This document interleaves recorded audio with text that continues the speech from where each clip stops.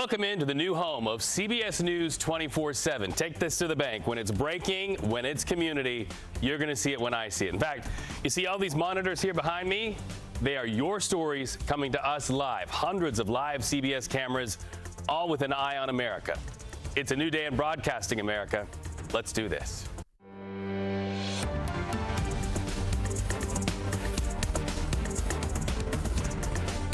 Okay, so right off the top, let's start in Massachusetts. We're talking about the weeks-long murder trial of Karen Reed. It is now in its final moments. Here's why. Jurors are under lock and key right now. They're deliberating the fate of the woman that prosecutors say ran down her boyfriend with an SUV, leaving him to die in the snow. If that jury comes back with a guilty verdict, Reed faces life behind bars. This is the scene outside that courtroom right now. So once the jury signals a verdict, we have those cameras fired up in Boston to bring it to you live. We know that case has commanded the attention of thousands. So we're also watching live from the U.S. Supreme Court. Just a little while ago, a ruling on social media posts. We're going to talk about that in just a few minutes. So stay tuned for that any minute today. But first, let's go to Minnesota and talk about the people there dealing with floodwaters as they Floodwaters Dam. We're talking about a dam called the Rapidan Dam. It is in such a weakened state right now at this moment that officials are monitoring it around the clock. Look at the force of the water taking that tree down next, houses at the water's edge. Raging floodwaters partially breached that dam. To sort of help you know where this is, it's about 90 miles away from Minneapolis. The situation, though, getting scarier by the moment. You see these floodwaters and how ferocious they are. Our station in Minnesota just filed this report. Listen in. This just into our newsroom. We have new footage this morning of the Rapidan Dam just south of Mankato. Take a look at this. We just got this footage in this morning from our chopper over the Rapidan Dam just south of Mankato. Floodwaters have been washing out the area around that dam for days now. The White House that was on the edge of the Blue Earth River is now completely gone. As you can see, that store, that White House that you see now is the store that was behind that White House. The family that lived there owned the home for 50 years, and they also own that store. It's called the Dam Store, and it's still standing, but as you can see, getting dangerously close to the river edge as the water erodes the sides. You can see here gardens, it looks like, just falling into the river as the water is eroding that sandstone along the river there in the Rapidan Dam area. And we've got new drone footage this morning too showing the moment that house went under the Blue Earth River. Take a look at this. You can see here, this is from yesterday, earlier in the day, the river making its way around the dam, completely eroding the ground beneath that house. It didn't take long for that erosion to do its damage. There's going to be a flash of white. You can see it right there. We'll play it again here. There's a flash, and you can see in the sunset from last night, the house falling into the water. It's very quick. Right there. Wow. I mean, that is an incredible footage, but oh my gosh, it's scary to see. And you can see now the other half of that house there. That is gone this morning. And this dam remains in imminent failure condition, according to county officials. But the threat of a complete breach has now diminished. If there is a full collapse of the dam, county leaders say the river could rise another 2 feet or so. There is a levee system protecting the city, and officials are confident it will hold up. You can bet we'll be going back to that throughout this broadcast and throughout the day. Not only a house loss, but this is a people story, and for that reason, we're watching how that community responds. Not just Minnesota still dealing with the aftermath of flooding. Cleanup is also underway in Iowa and into the Dakotas. That's where Jonah Kaplan is right now in North Sioux City, South Dakota. Jonah, it seems when I talk to you, you're either knee-deep in floodwaters or showing us damage. Tell us what the scene is there behind you. Yeah, Reed, it hasn't rained here in maybe 4 days, and you might think, oh, good, storm's passed. Oh, no. There's a storm of uncertainty that will be clouding over people's lives for, we're not talking weeks, months, we're talking years. And we're in a neighborhood now where, just look behind me, because the damage is almost unspeakable. First of all, it doesn't look like a flood. It looks more like a hurricane, looks more like an earthquake. But we learned today from public utilities and from the fire marshal, when they measured the current, it was about 21 to 22 miles an hour. And then you think about how much water, what kind of force it was moving. 18 inches of rain, sometimes falling at a clip of 1 inch every 15 minutes. I mean, that's an incredible deluge. And the concern now is it even safe for restoration crews to begin the work? And right now, the answer is no. The fire marshal and city inspectors are going house to house through this neighborhood, and they are inspecting each and every one, about 70 of them, to see if it's safe to step inside, to maybe grab some medications, clothing, anyone to get inside, maybe to save a family heirloom or a photo album. And more than half of them have been deemed unsafe or questionable. Wow. And really a calling for communities to come together. You know, in breaking news situations, I always say, and you'll probably hear me say it a lot on this broadcast, when bad things happen, look for the helpers. You've got to be hearing some heartwarming stories of communities coming together. It is true. I mean, these are very tragic situations, but it does in many ways bring out the best in people because their faith is stronger than any current. And it also gives an opportunity for people to kind of take inventory on priorities. And I think that's a lesson for anyone who's watching this, wherever they are in the country. If you were told you have to leave your house in 10 or 15 minutes, you're being rescued. You may not know if and when you're coming back. What do you take with you? What do you save? And we heard one anecdote from a state trooper earlier that there was a homeowner who said, the only thing I want to go get out of my house is my Purple Heart. And we just learned that thanks to one unidentified officer, they went in and got it. What a huge story. How great the meaning is there. And that is really what we talk about, our better angels in these United States. Jonah, thank you so much. So from Jonah there on the front lines of the damage to the experts warning people in that part of the country about what to be on alert for.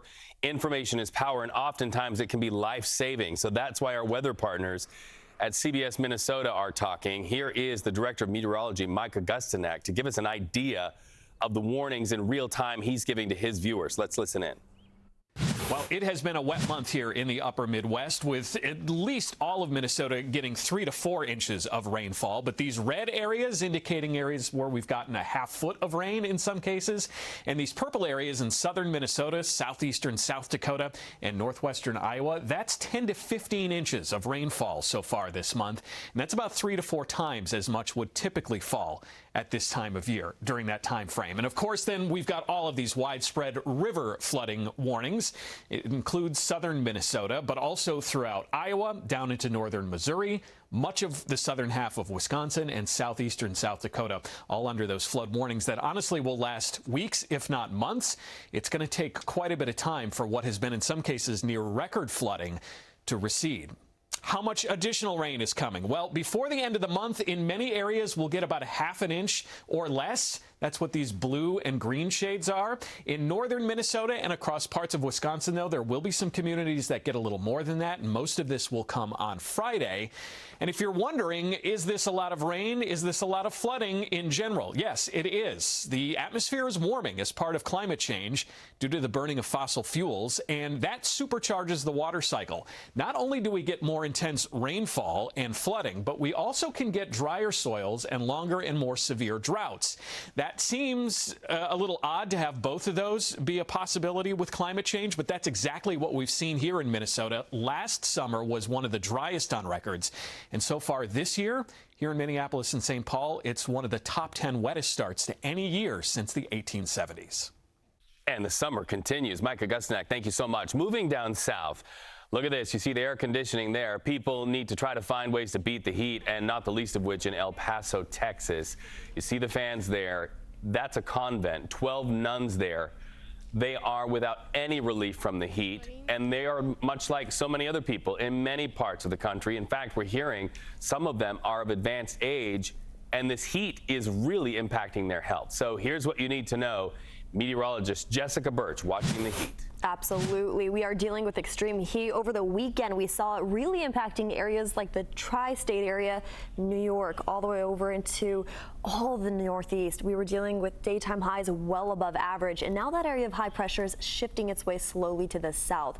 Gearing up for 4th of July weekend right around the corner, we are gearing up for some heavy heat, and it's noticeable in areas like the Southwest, where we're used to daytime highs sitting well above average, in areas like Phoenix or all the way over into Death Valley in California. This is normal in that area, but daytime highs are well above average right now in Texas. Dallas, for example, usually we're in the low 90s, upper 80s. Today we're in the 90s, and we're continuing to see more triple-digit weather return into the forecast for an extended period of around 8 days just ahead of us. So take a look right behind me. As we head into the next couple days, there's something I want to talk about. This area of high pressure, it acts like a heat dome, and that's going to continue to slowly shift from the southwest all the way over into the deep south as we head into the next couple days. This leads us up into this weekend's forecast, but today alone our heat risk map is already showing very high conditions in areas like Oklahoma, stretching down into Louisiana, where well above average temperatures are lasting not only into the forecast today, but throughout the next couple days too. The National Weather Service is on top of this, though, issuing heat advisories and warnings. Take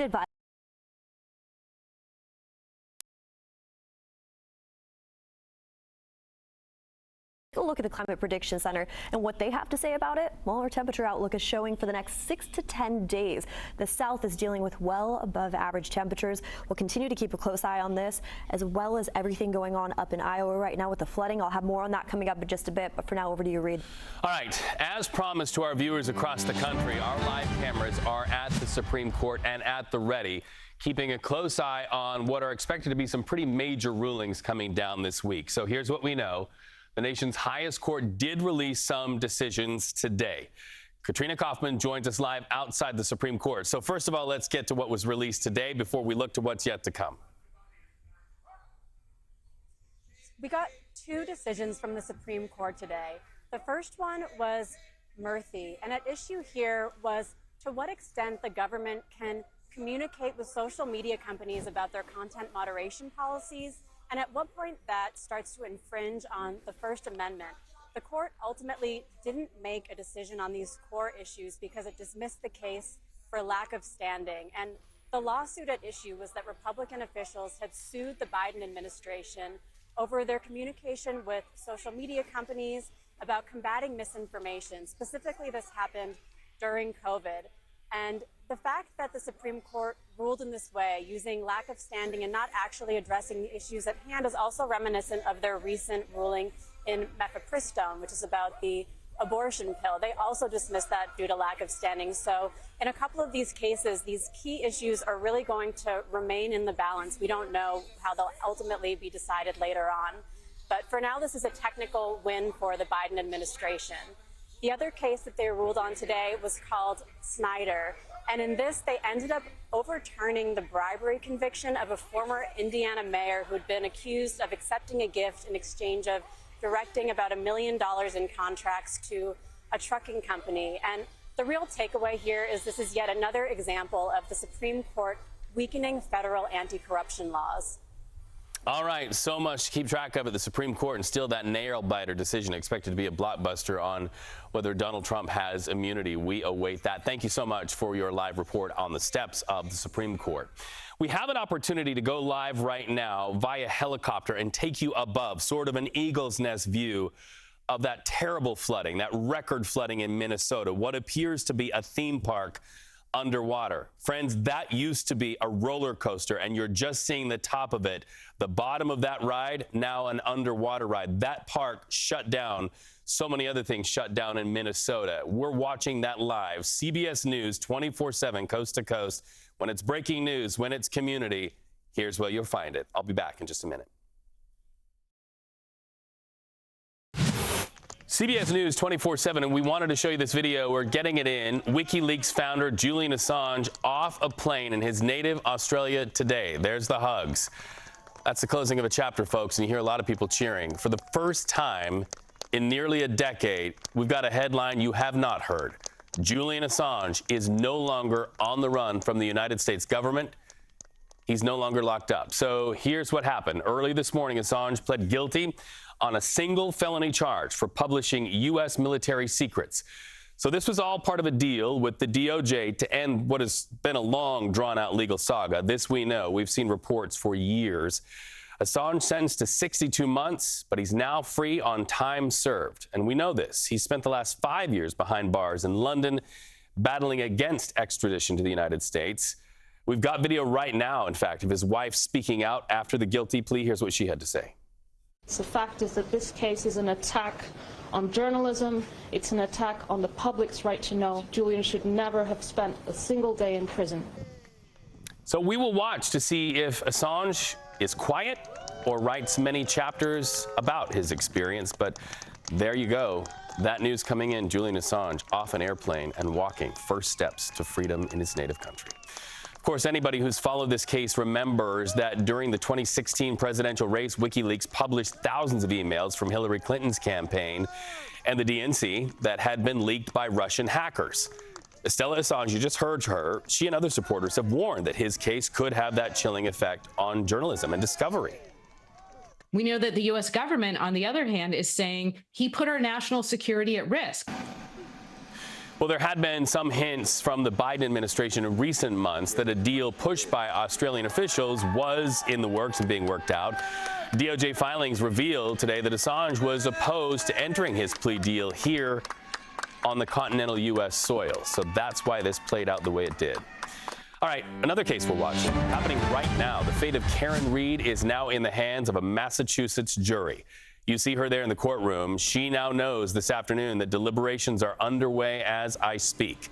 Reed is charged with second-degree murder in the death of her boyfriend, John O'Keefe, who, by the way, was a Boston police officer. So the prosecution told the jury that Reed hit O'Keefe with her SUV, left him to die in the snow back in 2022. But her lawyers say she's framed and that O'Keefe was beaten and potentially attacked by a dog in the house of another Boston police officer and then thrown outside in the snow. Where will a jury land on this one? We're waiting to hear from them. When it comes down, we will bring you that live right here on CBS News 24/7. Hey, new right now, President Joe Biden pardoning LGBTQ+ service members who were convicted of a crime under a military law based on their sexual orientation. So this is a big headline timed with Pride Month. You know, our nation's history has stories of lesbian and gay service members whose lives were destroyed. They were convicted of crimes under military law based on their sexual orientation. The effects of those convictions have lingered for those service members for decades in some cases, leaving criminal records and the stain of dishonorable discharge. President Joe Biden says he's working to right historic wrongs to clear the way for these servants of our nation to regain lost benefits. All right, so let's take you to the border crisis right now. You're going to be hearing a lot about this in the election season. We're watching any minute for the arrival of Homeland Security Secretary Alejandro Mayorkas at the U.S. border with Mexico in Tucson, Arizona. So he's doing this right now to punctuate progress by the Biden administration.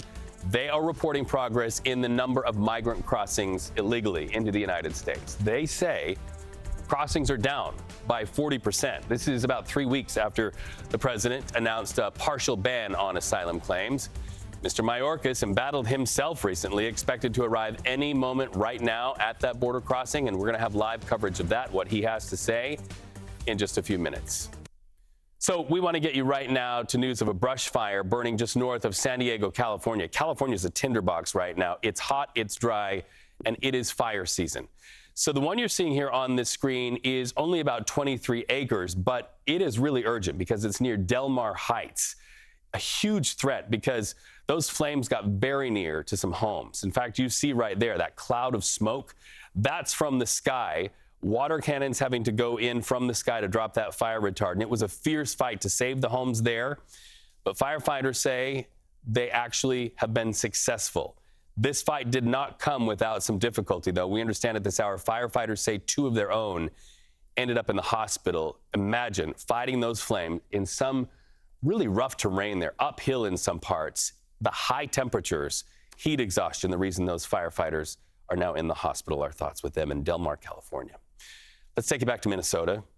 Look at this. A home in the area of the Rapidan Dam partially collapsing into the Blue Earth River in Minnesota.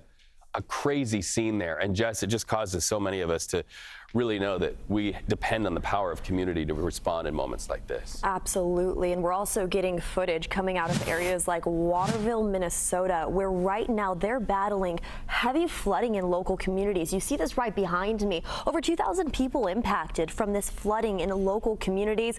The governor has called some of my fellow guardsmen to actually help out with this flooding. They're continuing to expect more help along the way as we head into this week. Now, this comes at a time where more storms are expected as we extend into the next 48 hours. I'm going to turn the clouds on our virtual reality set right here so you can actually see in real time that system that's continuing to bring in more showers throughout the Midwest, stretching all the way down into the south. Let's drop this real fast. I want to show you what's going to happen for us as we head into the next 24 hours. Starting off with what's already happened. Storms have been continuing to track south for quite some time. This has caused flooding all the way up into Minnesota and Iowa. Now we're watching those storms continue to track south into Arkansas as we speak. And what's happening at this point, the severe weather outlook is showing slight and marginal risk widespread throughout the region. And we're continuing to keep a close eye on this, gearing up for a wet next 48 hours. Now, there will be breaks of breath of fresh air as we're expecting as we extend all the way into the next 48 hours. Watch this time lapse right here. All the way into Wednesday evening we go. Showers move all the way down into Mississippi. We get that little bit of a break, and then heavy showers continue to move into areas like Iowa and Missouri, heading into our Friday forecast. And that comes as a really big concern because right now the Missouri and the Mississippi River are still under flood watches and warnings issued by the National Weather Service. We'll have more on this coming up in a bit. Reed, I'm going to send it back over to you. All right, that will shape a lot of people's July 4th plans. Man, our thoughts with everybody, coast to coast and streaming worldwide. I'm Reed Cowan. You're watching CBS News 24/7. We're back in just a few minutes.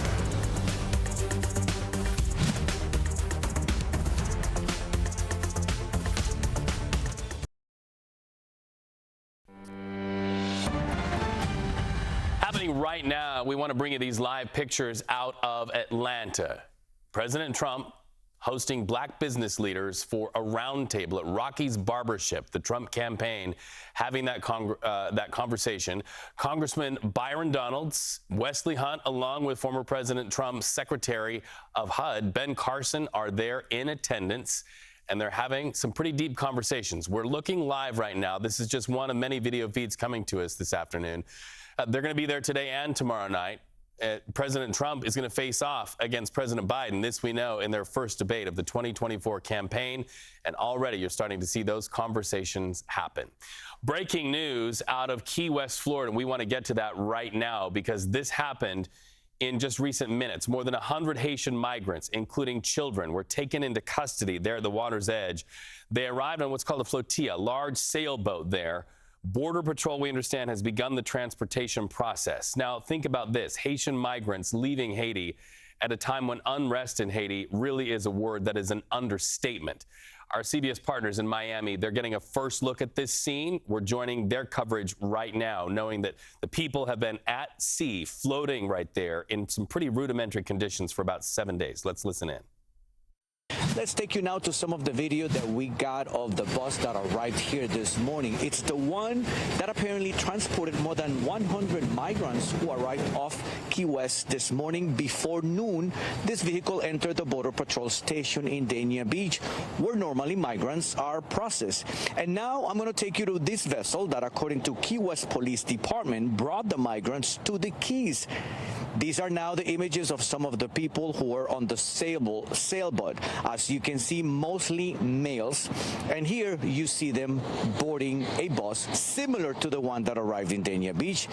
These are images now of the interior of the sailboat. Our news partners in the Herald reported that one child and one adult were taken to Lower Keys Medical Center to be treated for non-life injuries. According to Monroe Sheriff's Office, again, the migrants told authorities that they were at sea for 7 days. Now, Congressman Carlos Jimenez, who actually represents the Key West, sent a statement this morning saying, as the representative for the Florida Keys, the security of our community is at risk of another mass migration event from Haiti due to the rampant gang violence and the mass release of thousands of violent criminals from the country's jails. Jimenez blames the Biden administration for all this.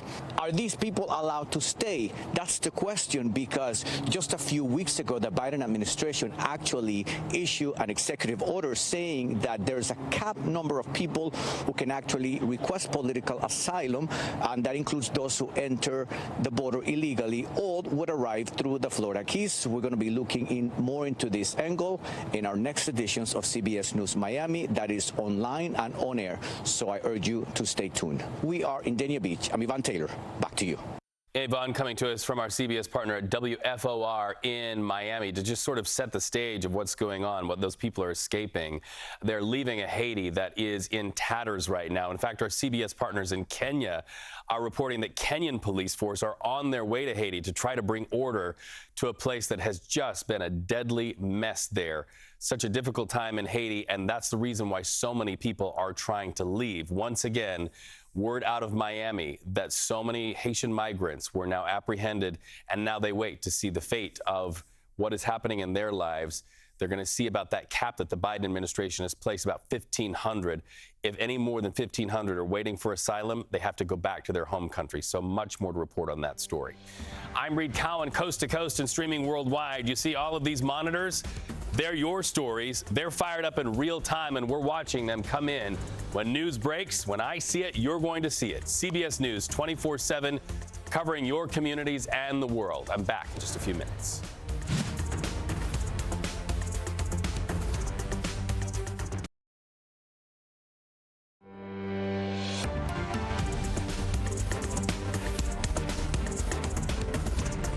Back, you're watching CBS News 24/7. I want to take you right back out to Arizona right now, where our video feeds are in real time taking us to images that really speak to a hot button topic this election season. Of course, we're talking about immigration. You see it right there on that video monitor. Embattled Homeland Security Secretary Alejandro Mayorkas is in Tucson right now. He's at that podium. He is talking about border security. Most specifically, he's touting new numbers from the Biden administration that show illegal border crossings have dropped by roughly 40% since President Joe Biden imposed severe restrictions on U.S. asylum claims. Let's dig deeper into some of those numbers. Let's kind of gather around and try to figure this out together. The Biden administration is reporting that since that crackdown, the U.S. has deported more than 24,000 migrants to their home countries. So when we talk about the Haitian migrants that we just saw in that last block of news, this is sort of what they're looking at right now. These statistics really speak to their lived experiences and where they could end up. Migrant releases into the U.S. interior, we understand, have been reduced by more than 60%. In fact, on a weekly basis, border crossings have fallen below 2,400. Now let's talk about some of those restrictions that you heard from our reporter in Miami. The Biden team says those restrictions, they're going to stay in place until the number of migrants stays below 1,500. So let's move to El Paso, Texas right now, where we are also getting word of so many people dealing with the heat, not the least of which these nuns at a convent. Their AC went out amidst a heat advisory, and they're reporting illness because of the heat. Keep in mind, some of them are of advanced age, so they're leaning on their faith community to keep them cool. Meteorologist Jessica Birch watching those advisories and the real impacts of people in that area and all over the country, Jess. Absolutely. I mean, millions of Americans all throughout the South right now are battling with that extreme heat, anywhere from Florida all the way over into Texas, like we just mentioned in El Paso, where daytime highs today are well above average for this time of year. Now, as we take a look at our daytime highs today all throughout the states, whether you live all the way in the South or all the way in the Southwest, we're dealing with well above average temperatures, putting us in the 90s and triple digits in areas like Phoenix. Today, Death Valley is hitting 121 degrees, and we see 90s widespread throughout the Midwest, despite the fact that we just had all those thunderstorms sweep throughout the country. We're expecting 90s today near Atlanta, down into the south near Tampa as well. Now, the reason why I bring these numbers up, take a look right behind me. The National Weather Service has issued heat advisories that are going to remain in effect throughout the day today, as this huge heat dome, this area of high pressure you see right behind me, continues to shift slowly from the south to the southwest all throughout that region as we head into the rest of this week. Now, specifically, I want to keep a close eye on areas like Oklahoma, all the way down into Louisiana, with a very high heat risk lasting into the afternoon hours today. As we head into the afternoon hours today, the National Weather Service continues to keep the heat warnings and advisories in effect that you see right here on this map. Areas like southern Alabama, southern Mississippi, stretching throughout the state of Louisiana, still impacted by this. And this leads us into the next 6 to 10 days. Issued by by the Climate Prediction Center. We're seeing above normal temperatures expected, getting close to that 4th of July read. We're going to have more on that coming up in just a bit. All right, so from that national view to an international look at what's going on in a humanitarian crisis. Our video feeds right now giving us a glimpse about the response of getting aid into Gaza. I want to get you out to our correspondent, Imtiaz Tayyab. He's reporting from the Middle East for a first look at what's a U.S.-built pier that hopefully can get more aid into Gaza. He also has some updates on Israel's military. Well, the humanitarian situation in Gaza has gone from dire to catastrophic in nearly 10 months of war. In fact, according to the United Nations, 50,000 children in Gaza at this very moment are in urgent need of medical care for severe malnutrition. That's 50,000 children.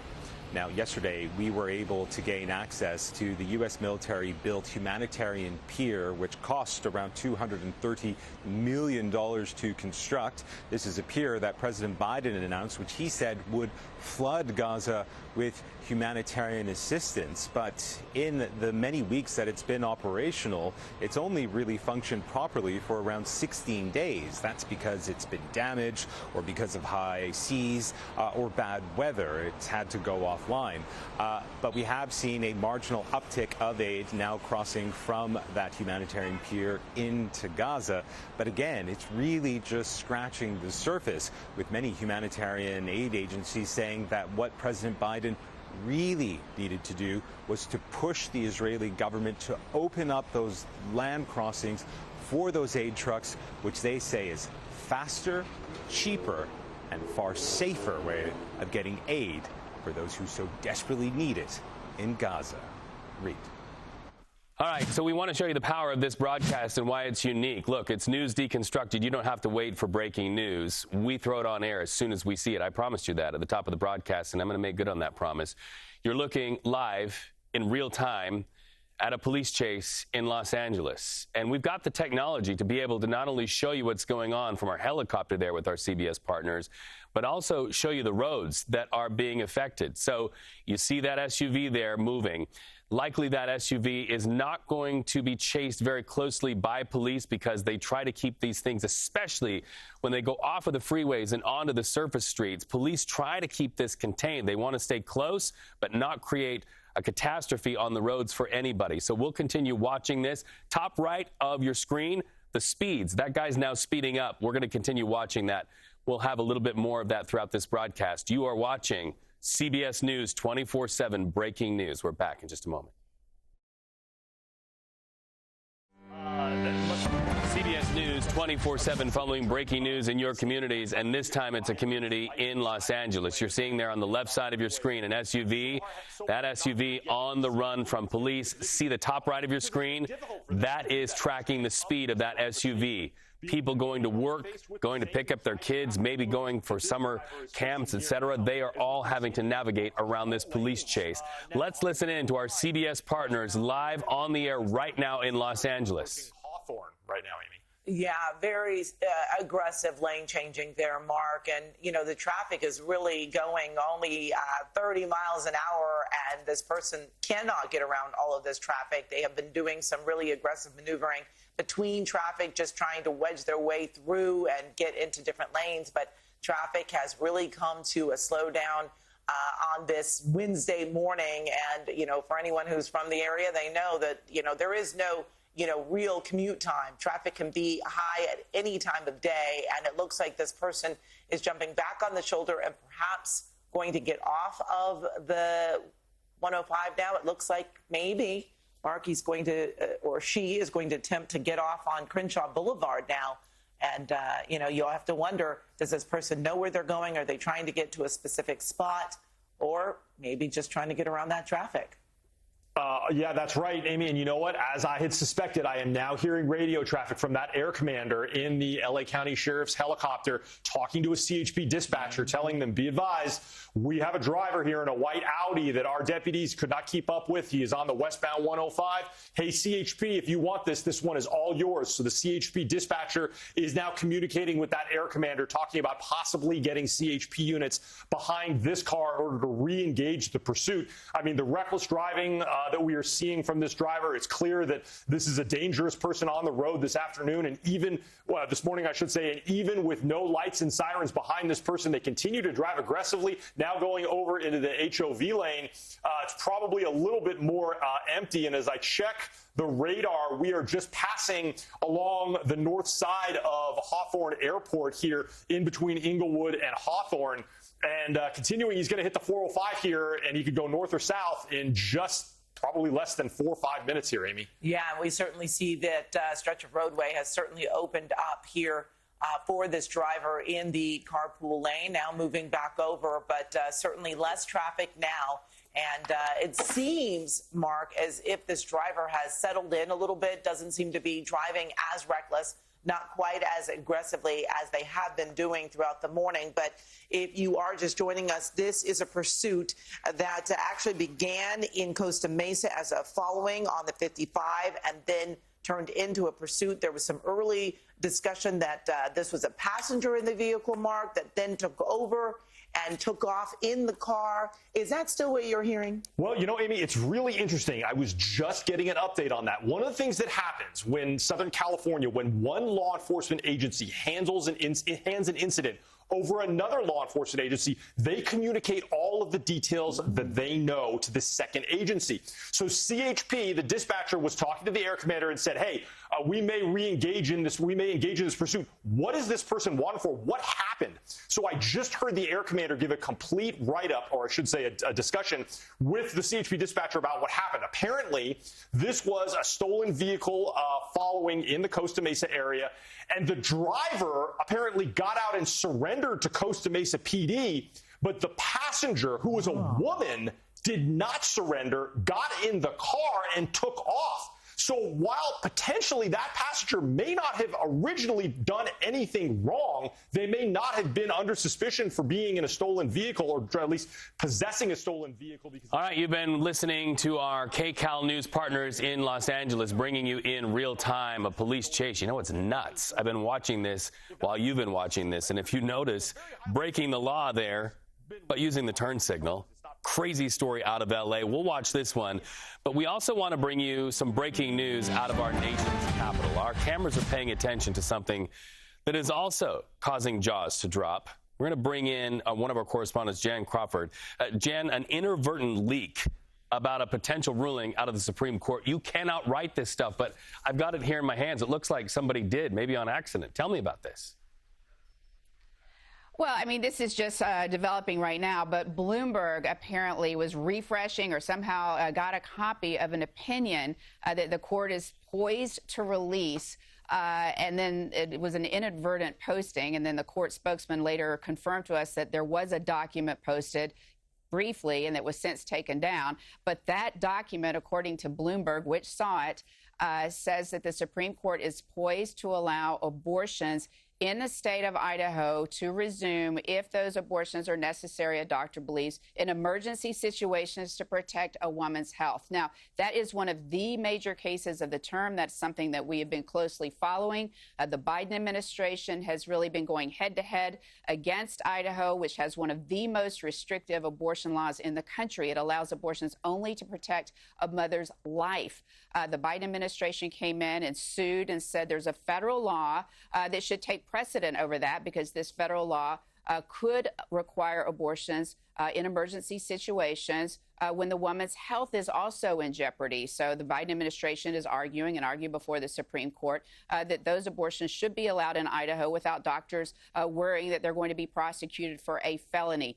This is a very controversial case. It was a closely divided argument. Like I said, it's one of the cases, the most closely watched cases of the term. And now, as you said, shocking breaking news that it was inadvertently apparently posted on the court's website, according to Bloomberg. The court is not confirming that that is the actual opinion. The court's only saying a document. So we'll have to wait and see when this decision does get officially, formally released, if this is what they're prepared to do. But I've got to say, Reed, based on the arguments and the way this case is unfolded, it would not surprise me that the court is going to rule in this case that they shouldn't have got involved in the first place. They'll kick it back to the lower courts for more hearings, more fact findings, and then let a record get fully developed below, and then they'll take it up again. But right now, I think it's hard to, we don't know when this actual opinion will come down, but they have opinions tomorrow, so maybe we'll get it for real tomorrow. Well, and in respect of your good work, I just want to button it up. Right at the top, I said leak. It is an inadvertent post that somebody at Bloomberg caught. You've covered the Supreme Court for quite a while. What is happening in the halls of the Supreme Court and the race to see who inadvertently posted this? Well, I mean, that is a really a good distinguishment to make, because obviously it was shocking 2 years ago when someone actually leaked a draft copy of the opinion that overturned Roe versus Wade. I mean, that had never happened before. This is different. This appears like some kind of IT snafu.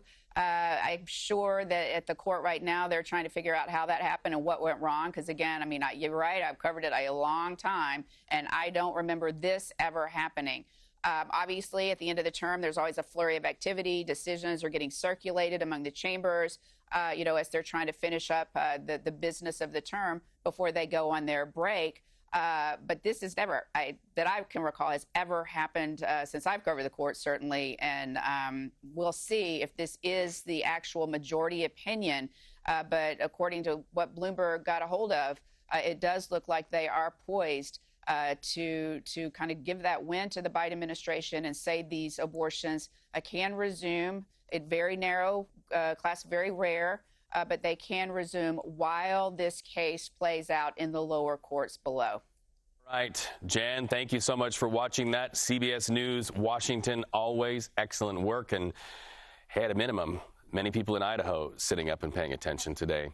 Let's go back to that flooding in the Midwest as we see that raging river and that dam that has now been so compromised. Meteorologist Jessica Birch drilling down on that now. Jess? Absolutely. Right now, we're keeping a very close eye on Minnesota. The governor there just activated the National Guard to assist with all the flooding that's happening right now in local communities like Waterville, right behind me, where we are expected to continue to see bad flooding as we head into the next 24 hours. The reason being is there's still storms moving in as we head into this week's forecast in areas like Iowa, with current flood watches and advisories in effect right now, as well as flood warnings just along the Mississippi and the Missouri River, stretching down into Missouri as well. You can see that cloud coverage right there. That's the next storm that's going to be moving its way in. We have more on that coming up in a bit. For now, over to you, Reed. Jess, we want to continue to follow that car chase that's happening in Los Angeles right now. Breaking news brought to you by our CBS partners there. You're seeing the freeway system there that winds through Southern California,